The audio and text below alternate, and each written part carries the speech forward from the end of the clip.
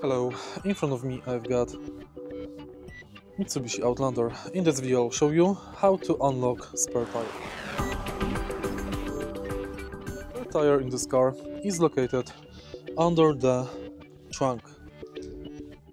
To unlock it, remove this cover from right side of the trunk, remove this tool and lift this cover up. Now, using this tool, unscrew this screw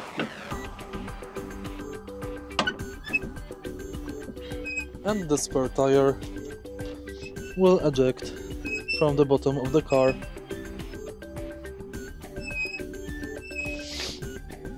If you find this video helpful, please leave like, comment and subscribe.